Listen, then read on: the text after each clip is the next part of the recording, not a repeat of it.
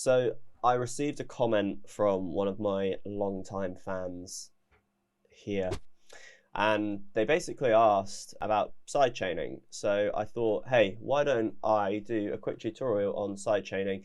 Now, there's loads and loads of stuff out there about what sidechaining is and how it's useful.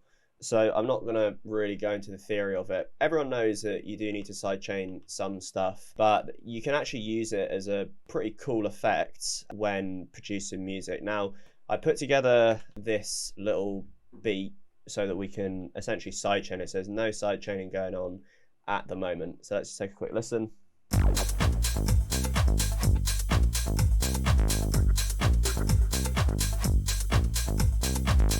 So pretty funky little beat actually.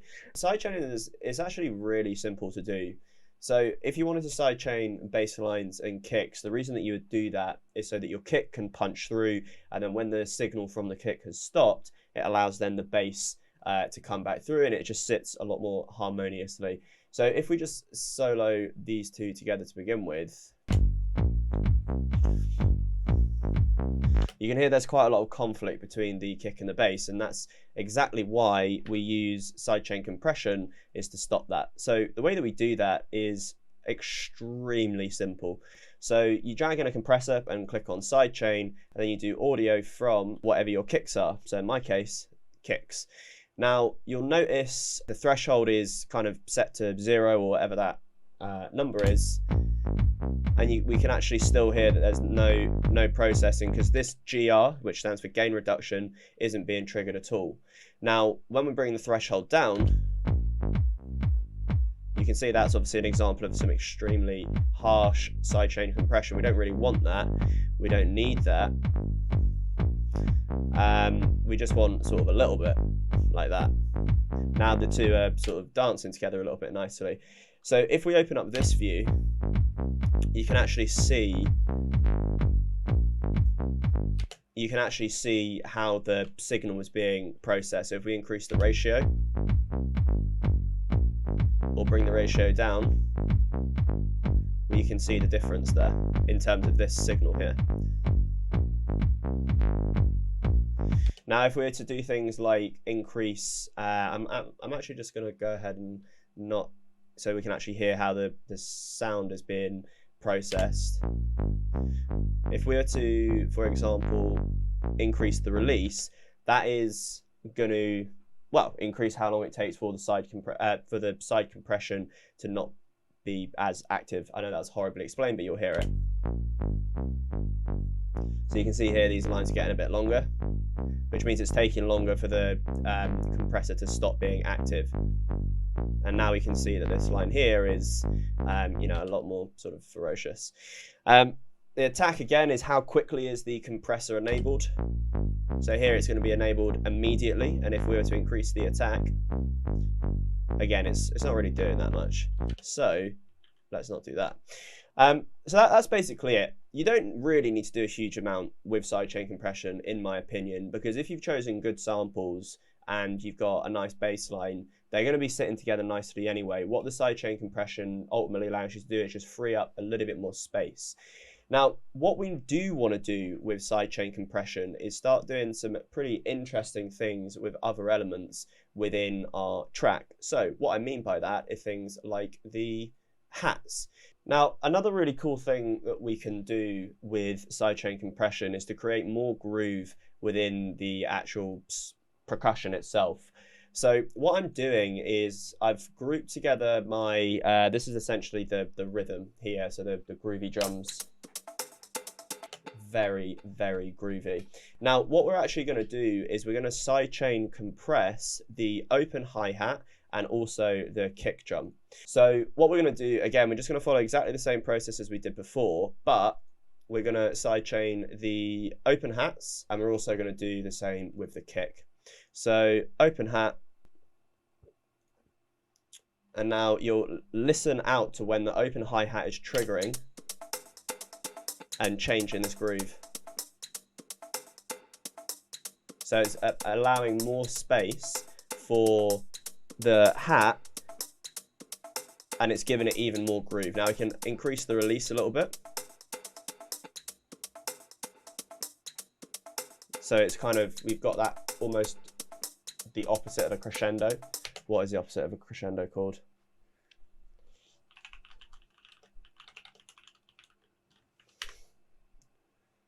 A diminuendo.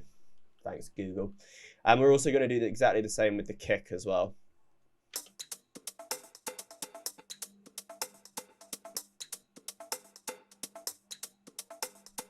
So in the context of the whole song, that's probably a little bit harsh. So you can hear it's just giving it a bit more groove. Now, no one's going to listen to that or listen to your song and say, wow, I can't believe how groovy this song is, because they've used some really intelligent sidechain compression learned on Isaac Simpson YT's phenomenal channel. But when you start to apply this kind of effect and this kind of sidechain compression to multiple parts of the song, so maybe you're thinking about things like reverb, maybe some of the synths, and so on, what that then does is it builds up over time. So it's kind of like that 1% increase every single time, and then you'll have cohesion within your track. Now, one thing that you could do if you really wanted to is you could just create a MIDI track like this, and then just have sort of one beat, 1, 2, 3, 4, and then extend that out. What we're going to call that is we're going to call that sidechain kicks, and then you just have the master as sends only. And what you can now do is just have that sitting at the top, have that go all the way through, and you can create exactly the same for hi-hats as well. What else can we do? Well, thank you for asking. There's actually a lot that we can do. So one thing that I've been doing quite a lot recently, I did it in my last track, you can actually automate from a return track that's got effects on it and then sidechain that, and it sounds super, super, super sweet. The way that we do that is, first of all, you start by creating a new return track, and then what we're going to do is we're going to put all of our favorite effects on here. So things like reverb, maybe a bit of EQ because we don't want it to be ridiculously low. Maybe we also want something like a saturator just to give it a bit more pizzazz. Maybe an auto pan, maybe that would be cool. And you're probably thinking, Isaac, well, why do we want that at all? What we want to do now is we want to add in a compressor, and what we're going to do is we're going to sidechain this from our kicks, like that. Maybe a bit more drive. Now, why are we doing that? Good question. What we're going to do is we're going to automate at the end here the return. So when we put this up like that, we're gonna automate it quite harsh so that it's only going to be triggering that automation for one snare. Now, this is a really, really good thing to use in any house music or techno or whatever you want, because it creates really nice cohesion between things like transitions.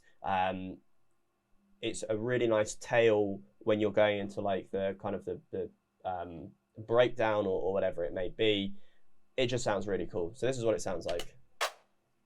Dry, dry. You hear that in the background? Now that's probably a little bit too harsh, honestly. So we're going to turn this down a bit. Put the bass line back on. Let's put these guys back on as well.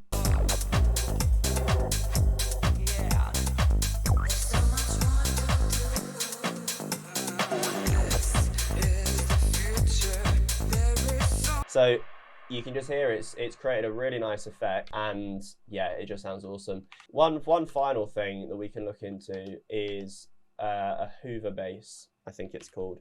So if we were to, I'm just going to use a sine wave for this.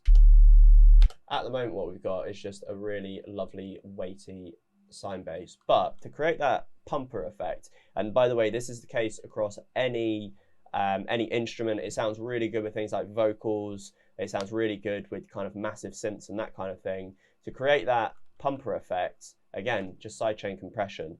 So sidechain from, we're going to have this as the kicks that we've created at the top. And you can see that we have to get below this green line here in order for the sidechain to be enabled. And we can do some really cool things with this as well. And if we just open this guy up here, you can see how it's being used. So that's a really, really intense Hoover. That's a little bit lighter, give it a bit more attack, so it's a bit smoother. bit more release as well. Now we've got a really nice whoa, whoa, whoa sort of effect. Now, somewhere that this does sound really cool is in my song that I put together and did a video on yesterday. What I am specifically referring to in the sub bass, if we listen to this on its own, it's just got that, because there's quite heavy sidechain compression going on here, because I wanted that to kind of, the sub to be going in and out quite a lot because it just sounds good. Because we've got different variations in the note length, so this here is one long note and then another kind of quite long note, just half the length, and then we've got these which are either on 8ths or 16ths, I don't know. When we have that variation, it sounds really good. And we can actually hear the beat there, so without that,